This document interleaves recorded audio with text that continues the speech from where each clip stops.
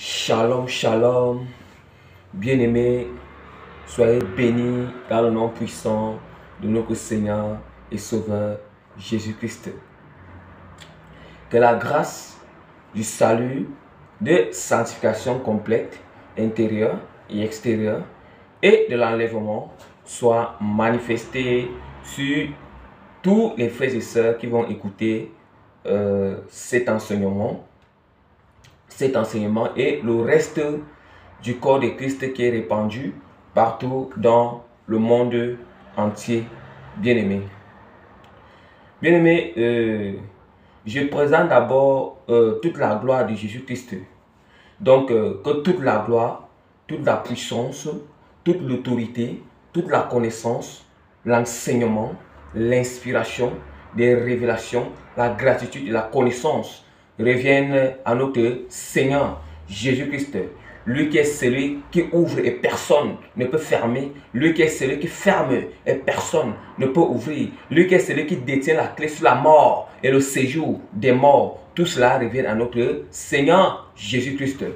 Bien-aimés, donc c'est toujours votre plus petit serviteur de Dieu, Prémisse Régis, que le Seigneur fait encore grâce. Le Seigneur fait encore grâce ce soir de venir vous partager cet enseignement, bien-aimé. Cet enseignement qui est juste intitulé sur le vêtement spirituel. Le vêtement spirituel et quelques significations profondes. Quelques significations profondes dans la parole de Dieu, bien-aimé. Dans la parole de Dieu, bien-aimé. Bien-aimé, nous savons qu'il y a ce qu'on appelle le vêtement physique et ce qu'on appelle le vêtement spirituel. Comme il y a deux mondes, il y a le monde physique et le monde spirituel. Comme il y a aussi deux corps, il y a le corps physique et le corps spirituel, bien-aimé. Le corps spirituel qu'on appelle le corps céleste, bien-aimé. Donc, nous constatons d'où maintenant vraiment que l'Esprit du Seigneur, l'Esprit du Seigneur m'a fait grâce, m'a donné cet enseignement profond sur le vêtement spirituel. Sur le vêtement spirituel, bien-aimé. Bien-aimé, c'est quoi déjà le vêtement spirituel? Le vêtement spirituel, c'est l'identité. L'identité qui confirme notre appartenance au Seigneur, notre appartenance à Dieu. C'est un peu le vêtement spirituel. Le vêtement spirituel, c'est encore... c'est notre passeport. Notre passeport pour entrer dans le royaume des cieux. C'est notre passeport pour entrer dans le royaume des cieux. Et pour que notre vêtement spirituel soit toujours propre, il faut mener une vie de sanctification complète qu'on appelle sanctification intérieure et extérieure, bien-aimé.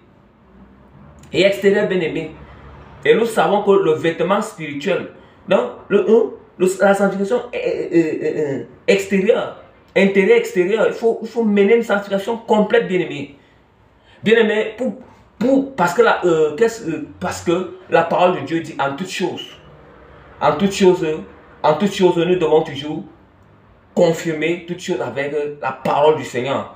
Toute inspiration qui vient de l'Esprit Saint doit être confirmée, ou bien tout enseignement qui peut venir de l'Esprit de Dieu, ça doit aussi être confirmé par la parole du Seigneur, la parole qui est Jésus-Christ lui-même, bien-aimé. Donc, bien-aimé, je vais ouvrir la parole de Dieu. Je vais m'appuyer sur Jésus-Christ. C'est lui qui est la parole. C'est lui qui est le pain de vie. La parole qui est le pain de vie. Qui est Jésus-Christ. Qui est la lumière, bien-aimé. Qui est la lumière, bien-aimé. Voilà pourquoi les gens refusent la parole. Les gens ne veulent pas. Les gens refusent de croire à la parole. Comment quelqu'un peut lire la parole, il voit la vérité devant lui. Mais il refuse la vérité. Il refuse la vérité, bien-aimé. Il refuse cette vérité. Donc c'est pour ça que, comme Dieu nous a fait grâce d'accepter cette vérité, de s'appuyer sur cette vérité, d'avoir une confiance totale sur cette vérité qui est la parole de Dieu, et maintenant la parole de Dieu qui est Jésus-Christ. Voilà pourquoi je vais l'ouvrir maintenant dans Matthieu chapitre 2. Matthieu chapitre 22, verset 11 à 13. Je lis au nom de Jésus-Christ. Le roi entra pour voir ce qui était à table et il aperçut là un homme qui n'avait pas revêtu un habit de noces. Il lui dit, mon ami, comment es-tu entré ici sans avoir un habit de noces? Cet homme eut la bouche fermée. Alors le roi dit au serviteur, liez-lui les pieds et les mains, jetez-le dans les ténèbres de dehors. Là où il y aura des pleurs et des grincements. La parole de Dieu nous parle d'IA. Donc, la parole de Dieu nous parle d'IA aussi. Il nous parle de ces vêtements-là. Ces vêtements-là, qui est une robe de noces. Une robe de noces, bien aimé. Voilà, la parole de Dieu nous parle. Nous parle déjà du vêtement. Du vêtement, bien aimé. Je vais encore ouvrir la parole de Dieu dans Apocalypse. Apocalypse chapitre 19, verset 8. Avant d'expliquer certaines choses. Apocalypse chapitre 19, verset 8. J'ai lu au nom de Jésus-Christ. Et il lui a été donné de se revêtir d'un fin lin éclatant pur, car le fin lin, ce sont les œuvres justes des saints. Le fin lin, ce sont les œuvres justes des saints. Bien aimé, d'abord par ces deux passages, je vais d'abord parler que la réception, comment est-ce que la réception du vêtement spirituel, comment est-ce qu'on reçoit le vêtement spirituel, la réception du vêtement spirituel, bien aimé. C'est un premier point que je voudrais d'abord parler. Sur ce point-là, c'est là où je vais entrer dans les profondeurs avec les passages que je viens de lire là maintenant, bien aimé. Que je viens de lire là maintenant, que Dieu m'a fait grâce de lire là maintenant, bien aimé. Bien aimé, premièrement déjà pour avoir le vêtement spirituel, il faut naître de nouveau. Il faut naître de nouveau. Il faut naître de nouveau, avoir donc la nouvelle naissance. Il faut naître de nouveau, bien aimé, pour avoir le vêtement spirituel. Pour avoir le vêtement spirituel. Mais si nous sommes encore religieux, comment est-ce qu'on va avoir le vêtement spirituel? C'est d'où maintenant quand je dis aux catholiques, quand je dis aux catholiques là, je dis aux catholiques que quand le Seigneur dit que sortez de là, parce que vous n'avez pas encore le vêtement spirituel. Hein? Sortez, pas seulement des catholiques, sortez des religions. Sortez des religions, mais entrez dans la vérité, entrez dans la parole. Croyons seulement en Jésus-Christ, lui notre Seigneur et Sauveur. Marchons seulement selon sa lumière et non selon les religions, non selon les dogmes bien-aimés. Donc pour revenir encore, premièrement pour se revêtir du vêtement spirituel, on doit d'abord naître de nouveau. Et nous savons que pour naître de nouveau, la première des choses, pour naître de nouveau, il faut se repentir. Il faut d'abord se repentir, se détourner des religions. Se détourner des mauvaises œuvres. Et maintenant, on doit croire en Jésus-Christ. Se convertir en Jésus-Christ. Parce qu'on ne peut pas naître de nouveau si on n'a pas cru en Jésus-Christ. Loin de là. Si on n'a pas cru en Jésus-Christ, archi fort. On ne peut pas naître, qu'on ne nous trompe pas. Si quelqu'un n'a pas accepté Jésus-Christ comme Seigneur et Sauveur, ce n'est pas dit que accepter Jésus-Christ, en même temps accepter encore d'autres dieux, ça c'est mensonge. Mensonge, accepter seulement Jésus-Christ comme Seigneur et Sauveur, lui seul, sans toutefois se conformer encore dans les coutumes, dans les traditions, dans les religions, mais tu acceptes Jésus-Christ de tout ton cœur comme Seigneur et Sauveur. Oui. Et quand on voit cette sincérité, maintenant on se répand, ça veut dire se détourner de toutes ces choses. Regretter, confesser nos péchés, et maintenant se sanctifier dans le sang de Jésus. Puisque là maintenant, le sang, on peut se sanctifier dans le sang de Jésus-Christ. Donc c'est là maintenant, c'est par là, dès qu'on accepte Jésus-Christ, on reçoit le Saint-Esprit automatiquement. Quand on reçoit le Saint-Esprit, Jésus-Christ, il nous met le vêtement spirituel bien aimé. Il nous met le vêtement spirituel, il vient nous habiller. C'est ça qu'on a dit qu'il vient enlever quoi? Il vient enlever le vêtement, le vieux vêtement. Il vient enlever le vieux vêtement. Quand il enlève ce vieux vêtement, il nous met un nouveau vêtement. C'est ça qu'on appelle le vêtement spirituel, bien-aimé.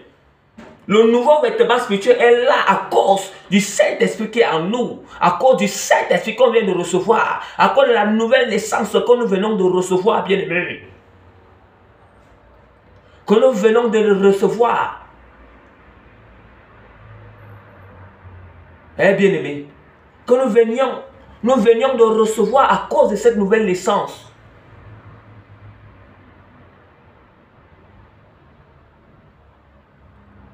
Voilà. Et maintenant, qu'est-ce que la parole de Dieu dit?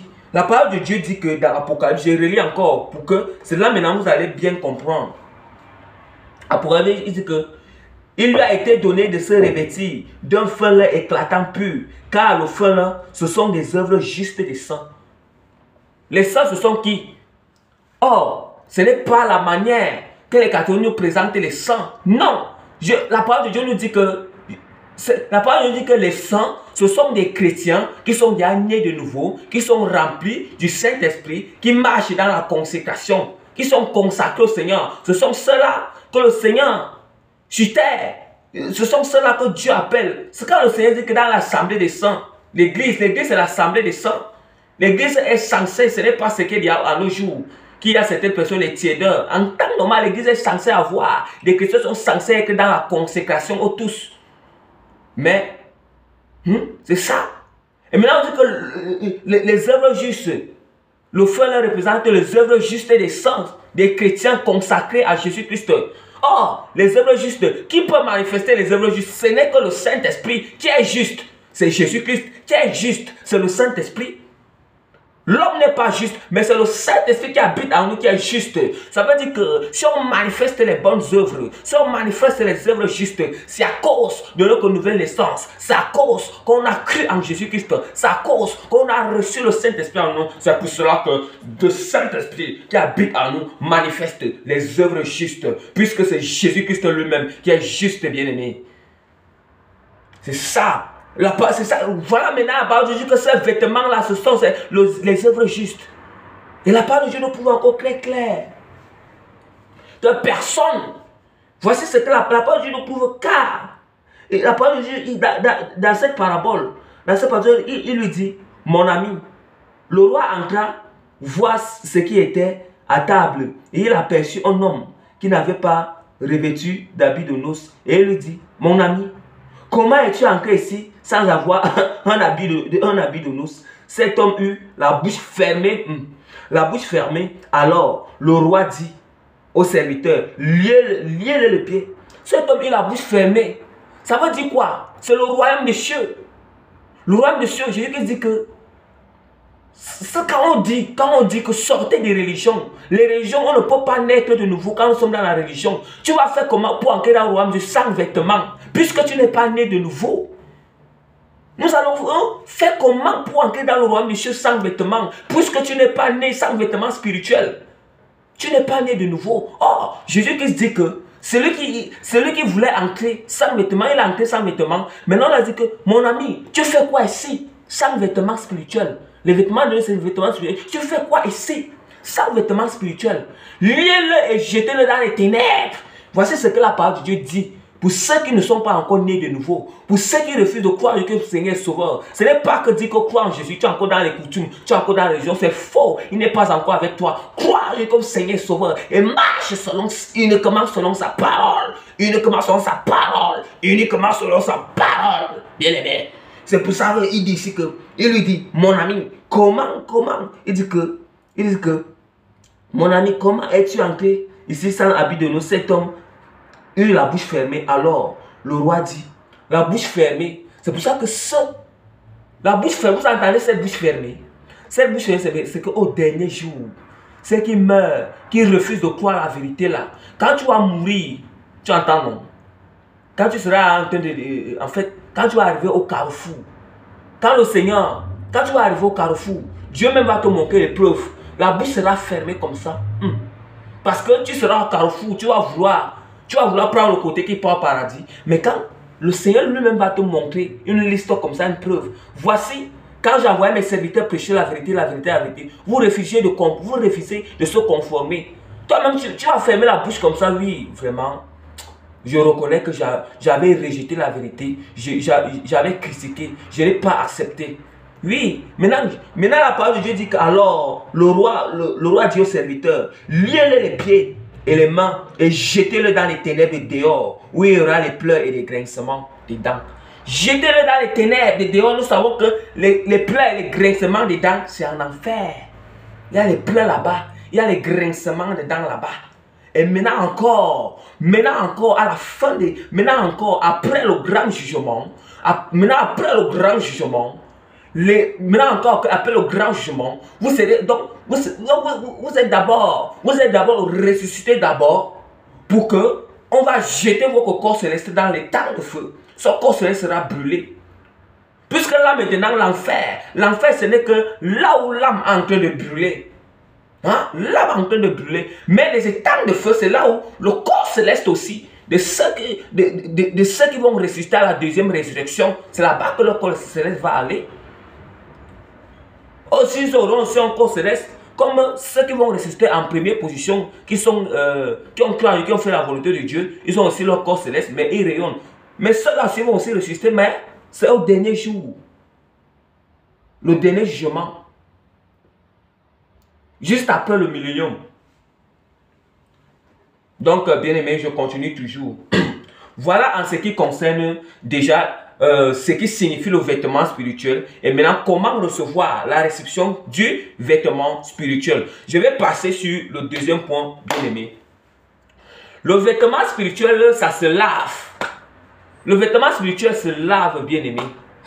Comment on lave nos vêtements là? Comment on lave les vêtements-ci quand ça se salit? Sachant aussi que le vêtement spirituel aussi se lave, bien aimé. Donc je vais lire la parole de Dieu pour prouver que le vêtement spirituel se lave. Je vais toujours lire la parole de Dieu dans Apocalypse chapitre 22, verset 14. Je lis au nom de Jésus-Christ. Heureux ceux qui lavent leur robe afin d'avoir droit à l'arbre de vie et d'entrer par les portes dans la ville. Et d'entrer par les portes dans la ville. La parole de Dieu dit que heureux ceux qui lavent leur robe. Comment alors laver le vêtement spirituel? On lave le vêtement spirituel avec quoi? L'élément principal. Hein? Ou bien l'élément principal qu'on lave le vêtement spirituel, c'est le sang de Jésus-Christ.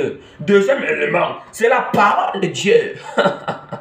Oh, nous savons que nous lavons nos vêtements physiques. Nous savons que nous lavons nos vêtements physiques avec quoi? Avec l'eau, le savon. L'eau, le savon et les détergents. Nous savons cela. Nous savons cela. Puisque quand Jésus nous a donné le vêtement spirituel, ce qui fait que de temps en temps, c'est tout maintenant, ce qui fait qu'on doit laver le vêtement, c'est parce que quand on a reçu le Saint-Esprit, parfois on aura fait des choses qui vont entrister le Saint-Esprit. Maintenant, on doit se repentir. On doit se repentir chaque jour. Maintenant, après qu'on se repent chaque jour, on doit toujours laver notre vêtement spirituel. Quand on lave notre vêtement spirituel, parce que, pourquoi est-ce qu'on lave? Quand on se repent à cause que, soit on a fait quelque chose, une mauvaise pensée qui a fait que ça a tacheté notre vêtement bien aimé. Ça a tacheté notre vêtement. Et quand ça tachète, et quand ça salit notre vêtement bien aimé, quand ça salit notre vêtement spirituel, ça veut dire quoi? Ça veut dire que quand ça salit notre vêtement, le Saint-Esprit te convainc que c'est là maintenant à partir du Dieu que c'est le Saint-Esprit qui nous convainc du péché. C'est le Saint-Esprit qui nous convainc que ton vêtement spirituel est sale. C'est ça que toi-même, au fond de toi, tu reconnais que tu as offensé Jésus-Christ. Et là, maintenant, tu te réponds. Et quand tu te réponds, tu te sanctifies dans son sang. Tu laves ta robe. Tu laves ton vêtement spirituel par le sang de Jésus-Christ. Par la parole. C'est ça. C'est ça, bien-aimé. Hein? C'est un peu ça. Quand on mélange, le mélange de l'eau avec le savon, n'est-ce pas, ça rend l'habit propre. Ça veut dire que le mélange de la parole et le sang de Jésus-Christ, oui, notre vêtement est purifié, notre vêtement est lavé. Donc, bien aimé, voilà ce qui concerne... maintenant, nous allons passer sur l'autre point, bien aimé. Le troisième point. Le troisième point, c'est que le vêtement spirituel se perd aussi. Ça se perd. On peut perdre notre vêtement spirituel. Nous pouvons perdre notre vêtement spirituel, bien aimé. Nous pouvons le perdre. Et comment? Comment est-ce qu'on peut perdre? Qu'est-ce qui peut faire qu'on perde notre vêtement spirituel? Bien aimé. C'est pour ça que nous allons aller dans Genèse. Genèse, chapitre Genèse 2, verset 15 à 17. Genèse, chapitre 2, verset 15 à 17. Je lis au nom de Jésus-Christ. Je lis au nom de Jésus-Christ. Le Seigneur Dieu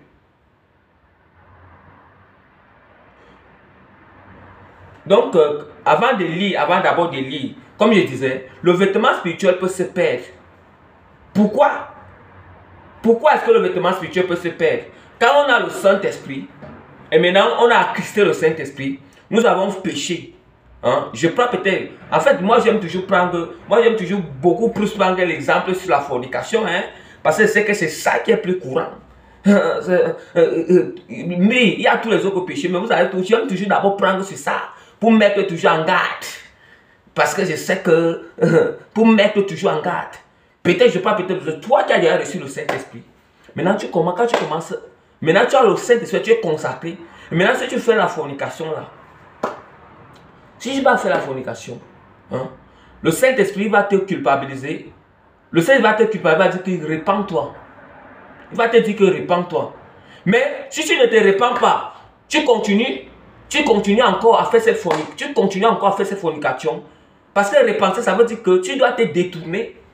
Mais si tu ne répands pas, tu continues encore à faire cette fornication. C'est là où maintenant le Saint-Esprit se retire. Et quand il se retire directement, le vêtement, il se retire. Mais quand le Saint-Esprit se retire, le vêtement reste.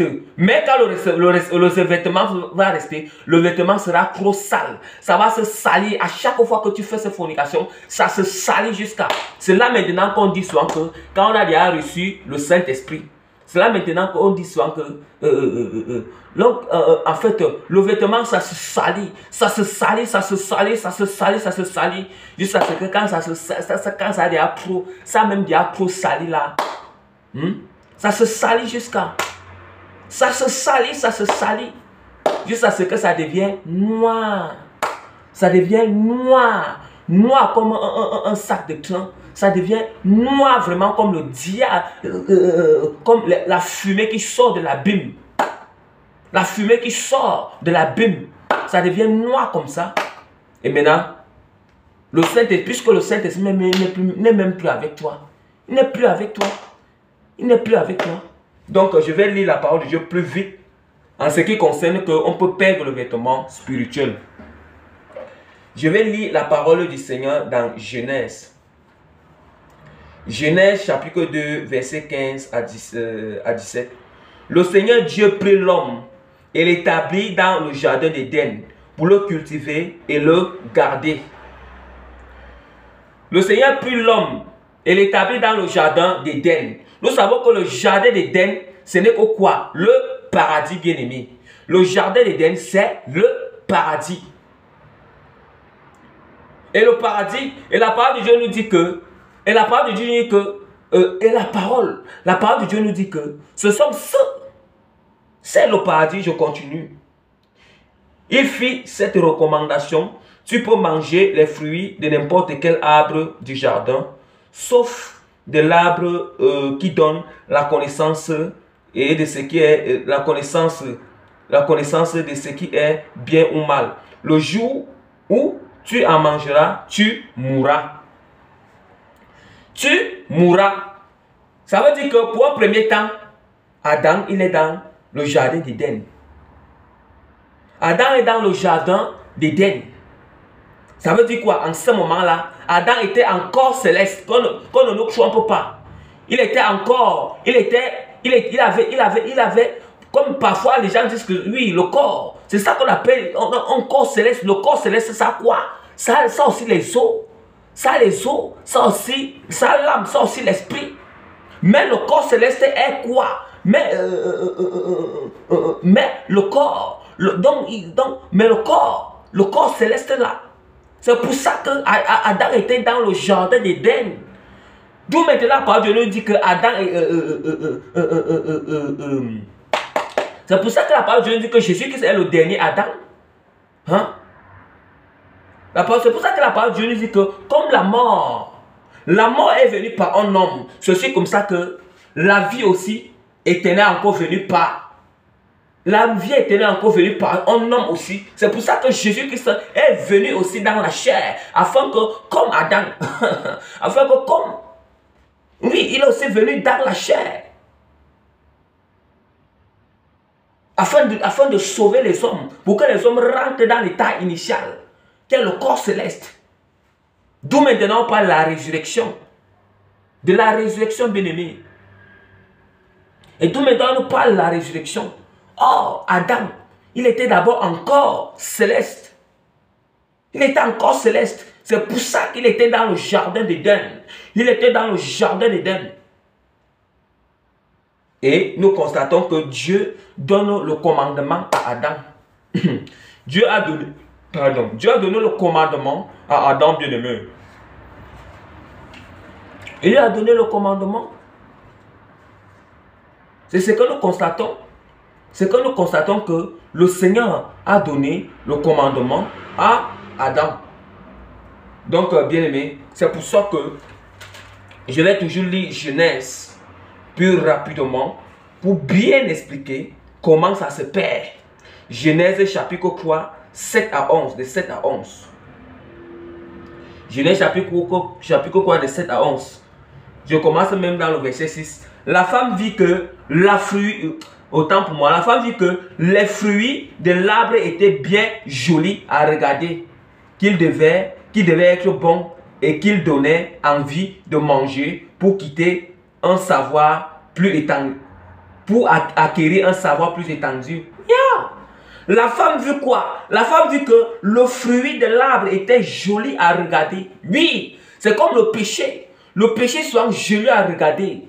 Oui, vous savez comment la fornication là, il y a tellement un goût dans ça.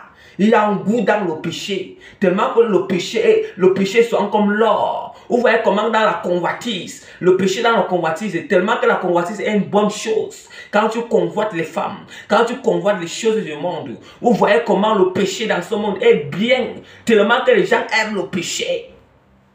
Eh bien aimé. Tellement que les gens aiment le péché qu'ils ne veulent pas quitter. C'est ça. Oui, parce que le péché c'est le fruit là ici. Le fruit, donc c'est comme le péché maintenant. Le péché, les choses que Dieu nous interdit. Oh, là-bas il y a un fruit que Dieu les a interdits dans un commandement. Mais nous savons que les péchés que Dieu est en train de nous commander de ne pas pratiquer, de ne pas faire. Et nous savons que quand les gens du monde pratiquent ces péchés-là, il y a un goût dans ça. Il y a un plaisir dans ça. Il y a un plaisir. Mais le chaos de ça, le retour de ça qui est quoi? L'enfer maintenant. Je continue dans le verset 7. Alors, il se vit tous.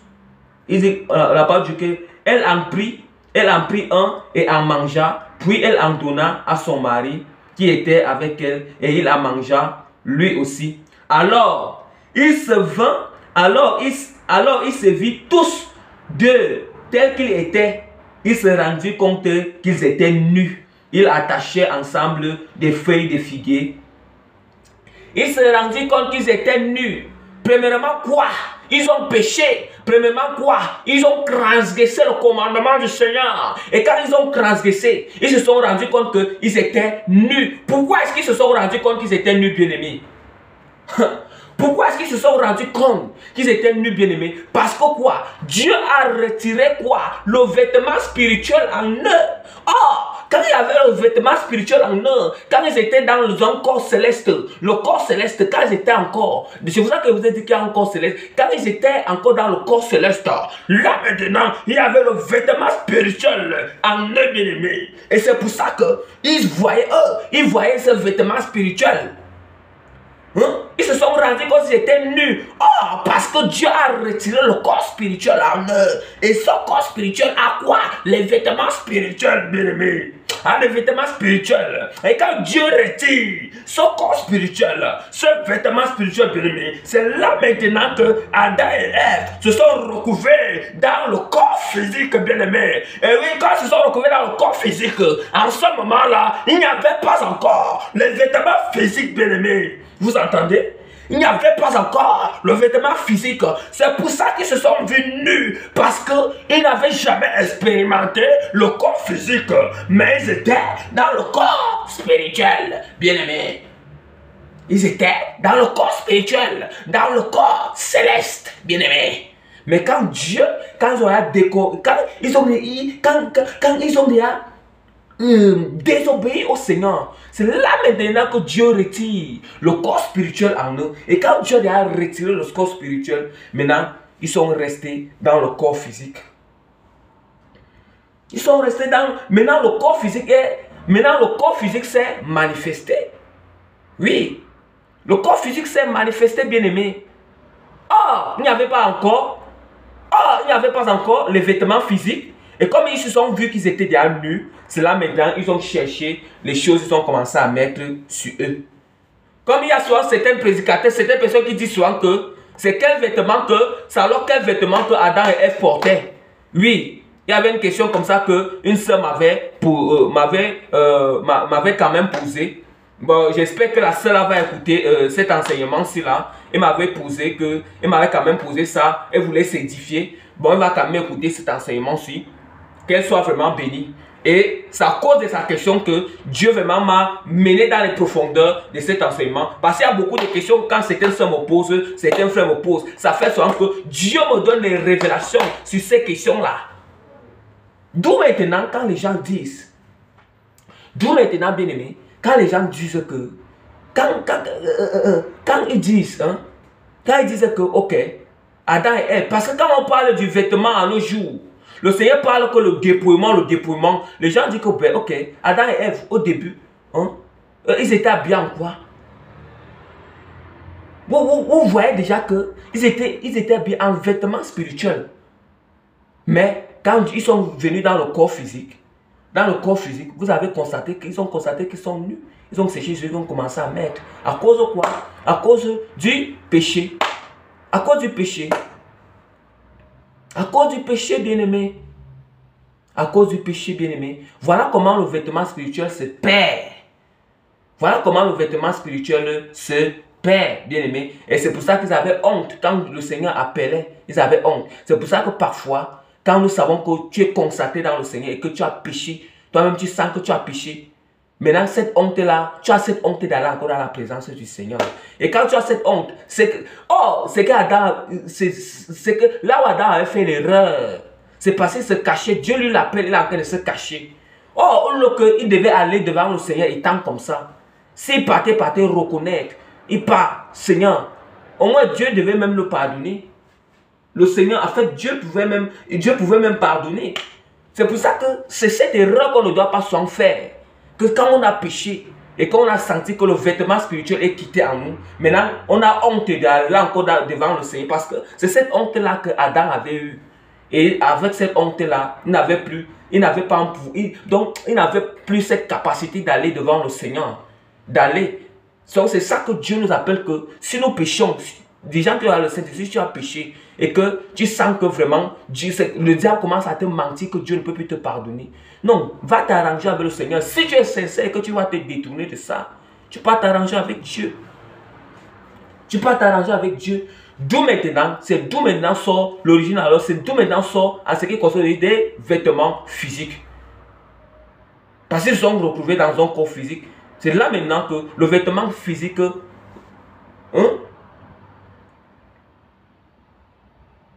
Donc, vous voyez un peu, vous comprenez un peu, bien aimé.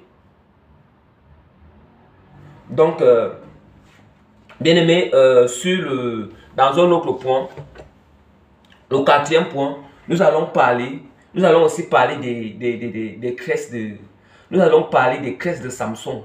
Parce que je vous ai aussi dit que quelques significations profondes sur des paroles. Mais nous allons parler des cresses. Qu'est-ce que ça signifie? Les cresses de Samson là, les 7 cresses de Samson là signifiaient quoi? Parce que quand Dieu parle du dépouillement, parce que ça, je suis en train de vous... Je commence déjà à expliquer certaines choses. Pour que quand le jour qu'il va entrer dans le dépouillement, les gens vont comprendre. Les gens vont comprendre, bien aimé. Juge 16, verset 19. Dalila endormit Samson sur les genoux et appela un homme qui coupa les 7 tresses. Elle commença ainsi à le réduire en son pouvoir, car sa force le quitta. Alors elle cria,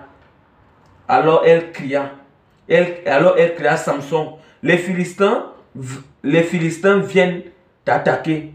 Et se réveilla et pensa qu'il s'en sortirait et se libérait comme les autres fois, car il ne savait pas que le Seigneur lui avait retiré son aide. Son aide. Mais les Philistins s'emparaient de lui et lui crevaient les yeux. Il les menait à Gaza. Gaza l'attachait avec des chaînes de bronze. L'obligeait à moudre le blé dans la prison. Amen. Voilà. Amen, bien-aimé. Oh. Quand la parole de Dieu dit, en fait, Dieu dit que ça c'est un avant. Ça c'est l'avant de parler du dépouillement et de la sanctification extérieure. Parce que j'aime d'abord commencer que petit à petit, pour que vous puissiez comprendre quand il va aller entrer dans les profondeurs. La parole de Dieu est très claire. La parole de Dieu s'explique elle-même. Mais certaines personnes vont toujours prendre l'exemple que quand le Seigneur dit que, quand le Seigneur dit dans sa parole qu'on ne sent pas, que les femmes ne doivent pas s'emparer des cresses, que lorsque les hommes sont en train de faire là, ce n'est pas bien. Ça peut apporter quelqu'un en enfer. Hein? Les cresses apportent quelqu'un en enfer. Vous n'écoutez pas ça. Vous dites que le Seigneur, oui, le Seigneur regarde le cœur. Ça, c'est la vérité.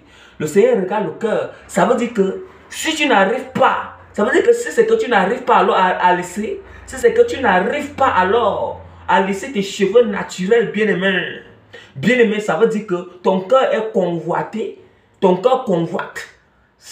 Donc ça veut dire que ton cœur est attaché aux cresses du monde, aux cresses artificielles. C'est attaché à ça. Oh, c'est pour ça que les gens aiment toujours dire que, mais Samson, même la parole, je dis que Samson, il avait les tresses. Qu'est-ce que signifie? On dit que Samson avait 7 tresses dans sa tête. Samson avait 7 tresses. On dit que Samson avait 7 tresses. Oh, les 7 tresses de Samson, ça signifiait quoi? Nous savons que 7 représente d'abord les 7 niveaux spirituels. Ça veut dire que les 7 étapes et niveaux spirituels qu'un chrétien doit atteindre.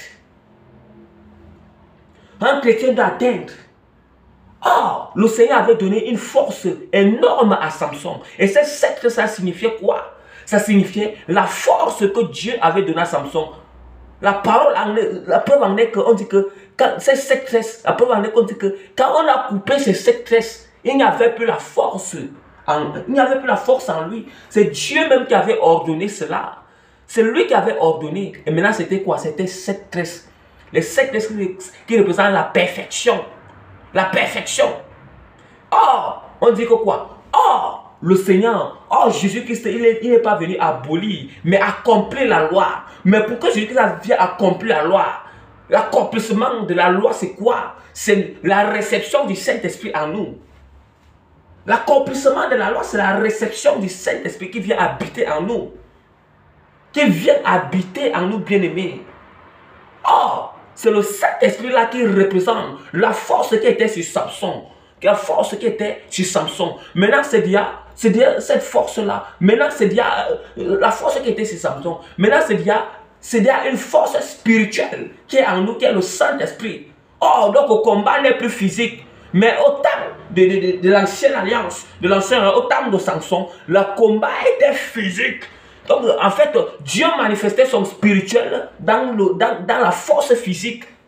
Il manifestait le spirituel dans la force physique, dans l'ancienne alliance. Mais maintenant, dans la nouvelle alliance avec Jésus-Christ, qu'on a reçu le Saint-Esprit, selon la foi, en fait, maintenant, le combat se passe dans le spirituel. Le combat se passe déjà dans le spirituel, maintenant la solution se passe dans le physique. Or, dans l'ancienne alliance, le combat se passait dans le spirituel et le combat aussi se manifestait dans le physique et la solution se passe aussi dans le physique. Mais là maintenant, le combat est déjà spirituel et maintenant la solution se manifeste seulement dans le physique, dans la nouvelle alliance.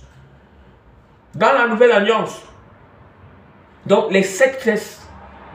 C'est pour ça que les gens, parce qu'on dit que la manière qu'on comprend la parole, c'est aussi comme ça que nous allons le pratiquer.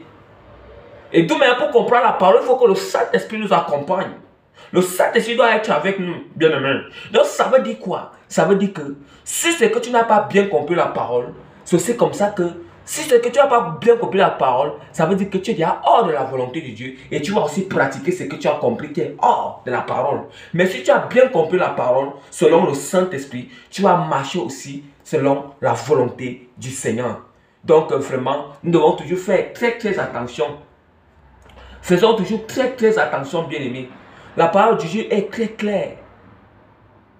La parole de Dieu est très claire. La preuve en est que toutes ces forces, la preuve en est que ces cheveux-là représentaient, ça représentait la force, la perfection totale de Samson. Dans sa force extrême. On dit que quand on a coupé, il n'y avait plus la perfection en lui. Dieu a retiré son aide à Samson. Dieu a retiré son aide à Samson. Maintenant là, quand le Seigneur, à cause de quoi? À cause que Samson, il avait désobéi au Seigneur. Il avait désobéi au Seigneur, il n'écoutait pas Dieu. C'est pour ça que maintenant, quand on pêche aussi, on désobéit au Seigneur. Dieu retire le Saint-Esprit en nous. Le Saint-Esprit nous donne la force de quoi? La force de dominer le péché. La force de vaincre l'ennemi. La force de dominer le diable. Or, quand Dieu retire, le Seigneur nous retire l'aide. Il nous retire le Saint-Esprit. Il retire sa lampe en nous. On constate que le diable a encore nous dominer. On constate que le diable a encore nous assujettir. Voilà la signification. Mais c'est pour ça que je conseille aux gens, les gens qui commencent encore, les gens qui continuent encore, en fait, quand ils voient l'ancienne alliance, ils continuent encore à pratiquer selon qu'ils voient ces écritures avec les yeux. Ils n'ont pas la révélation. Qu'est-ce qui est derrière? Ça signifiait quoi? Ça symbolisait quoi? Vous-même, vous allez constater que vous êtes en train de mettre vous-même le doigt dans l'œil. Le doigt dans l'œil. Jésus est venu accomplir l'ancienne alliance. Il est venu accomplir. Donc ça veut dire que, je peux répéter par exemple, là quand on immoulait souvent les animaux là, pour que les péchés soient pardonnés, ça veut dire ça veut dire qu'à notre ère, à l'aide de la grâce maintenant, à notre jour, donc on va encore immouler les animaux, ou bien les chèvres, ou bien les agneaux pour que ça pardonne le péché. Non! Mais c'est toujours écrit dans l'ancienne alliance. On ne va pas enlever ça. Mais là maintenant, comme c'est déjà accompli, on doit se sanctifier avec le sang de Jésus. Avec le sang de Jésus-Christ. C'est pour ça, ok. Et c'est pour ça que, ok, demeurez. Si c'est que vous avez compris l'exemple que je viens de donner. Donc maintenant, pour finir, il y a... maintenant, pour finir aussi, vraiment bien aimé, il y a aussi certaines personnes qui disent que, parce que je vais venir... Quand on dit que des bijoux, n'est-ce pas, il y avait certains rois qui portaient les bijoux dans l'ancienne alliance. Dans l'ancienne alliance, il y avait certains qui portaient les bijoux, certains qui faisaient, les rois qui offraient les bijoux à l'autre bien-aimé.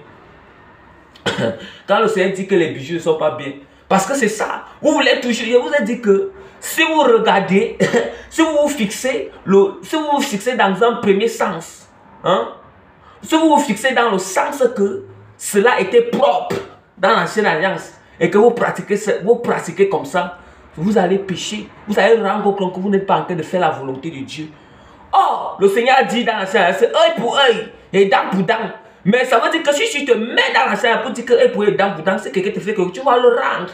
Ça veut dire que si tu fais ça, tu es en train de pécher et maintenant tu mets ta vie en danger. Tu mets ton âme en danger, en enfer. Or, Jésus-Christ a dit que vous avez entendu que œil pour œil et dent pour dent. Mais moi je vous dis, aimez vos ennemis. Faites du bien à ceux qui vous haïssent. Vous attendez? Jésus-Christ il est venu accomplir, à donner le bon sens. Maintenant c'est le bon, il dit qu'il n'est pas venu, il est venu donner le bon sens à l'ancienne alliance. Il est venu accomplir. Mais vous pensez que Jésus-Christ, il vit toujours par le Saint-Esprit qui est en nous. C'est pour ça que je donne le bon sens des caisses de Samson. Je donne aussi le bon sens. Pourquoi est-ce que le bijou était utilisé? Pourquoi est-ce que Dieu avait permis que les rois utilisent ces bijoux-là? Ils offraient ça à leurs femmes. Ou bien certains, dans l'ancienne alliance, ils utilisaient. Pourquoi? Je vais vous dire la première des choses. N'est-ce pas Esther? Quand Esther était encore fiancée au roi, quand Esther était encore avec Mardochée, Esther n'était pas encore épouse du roi. Esther était quoi? N'est-ce pas? Elle était naturelle, non? Aïe, aïe, aïe. Elle était naturelle, non, bien aimé? Esther était naturelle. Maintenant, après ça, Esther était naturelle, bien aimé. Parce que je vais vous expliquer certaines choses pour comprendre. Quand je vais commencer, parce que quand le jour qu'il va entrer dans le séminaire de dépouillement extérieur, moi j'aime toujours expliquer les profondeurs. Esther était d'abord quoi? Naturelle. Elle ne portait pas de bijoux, elle n'avait rien. Mais c'est après que Esther entrée dans la royauté, qu'elle a commencé à poser quoi? Maintenant qu'elle avait déjà les perles en elle, les perles en or en elle, bien aimé, les bijoux en or, les habits précieux en elle. Hein? Voilà, qu'est-ce que ça veut dire? Quand Esther était encore chez Mardochée, Esther était encore chez Mardochée, était encore fiancée. Même avant qu'elle soit épouse, elle était d'abord fiancée au roi, elle était naturelle. Avant que le roi choisisse comme femme, comme épouse, comme la reine même, elle était fiancée. Et maintenant, elle était encore naturelle. Maintenant, quand elle est devenue, le roi l'a choisie comme épouse, comme l'épouse principale, ou bien la reine. C'est là où elle s'est emparée. Elle s'est emparée quoi? C'est là où elle emparait déjà les perles en elle. Les perles et les bijoux en elle. Qu'est-ce que ça signifie? Du moment où Esther était fiancée de Jésus-Christ, était fiancée du roi, c'est en cette époque, ça signifie que nous maintenant, nous les chrétiens de la nouvelle alliance, du temps de la grâce, nous sommes Esther pour le moment. Nous sommes Esther, nous sommes fiancés à Jésus-Christ maintenant. Nous ne sommes pas encore épouses à Jésus-Christ, mais nous sommes fiancés à Jésus-Christ. Ça veut dire qu'on a la position d'Esther. Quand Esther était encore fiancée du roi, si c'est Assyrus, du roi Cyrus, hein? Quand Esther encore fiancée du roi, hein? Là, mais c'est cette position qu'on a maintenant. Aïe, aïe, aïe. Qui est Esther? C'est nous, les chrétiens. Qui est le roi? Maintenant, le roi, c'était qui? Le roi, c'était Jésus-Christ. Le roi, là, représente Jésus. Écoutez bien. Il représente Jésus. Écoutez bien. C'est lui qui est l'époux. Et maintenant, nous sommes, pour le moment, nous, l'église, nous sommes la position d'Esther. La position d'Esther quand elle était fiancée, elle était naturelle. C'est pour ça que Jésus-Christ nous demande d'être naturel. Parce que maintenant, nous ne sommes pas encore. Le mariage n'est pas encore établi. Nous sommes encore fiancés. C'est quand on sera enlevé que le mariage, la fête des noces, le mariage doit se célébrer au ciel. C'est pour ça que comme le mariage n'est pas encore célébré, le mariage on attend d'abord comme on attend encore l'enlèvement. Le mariage n'est pas encore célébré. Nous sommes fiancés de Jésus. Et c'est pour ça que comme nous sommes fiancés de Jésus-Christ, on doit être naturel, comme Esther était naturelle, bien aimée. Esther n'avait pas de perles en elle. Maintenant, quand Esther est entrée dans la royauté, ça veut dire que le transfert, il quitte de son père pour aller où? À la royauté. C'est ça qu'on appelle l'enlèvement, bien-aimé. Quand on sera enlevé pour aller au royaume des cieux, et là maintenant, il y aura des noces. Et quand il y a eu des noces, c'est quand Esther, il y a eu la fête du mariage entre Esther et le roi. Je ne parle pas long. Je vais lire la parole.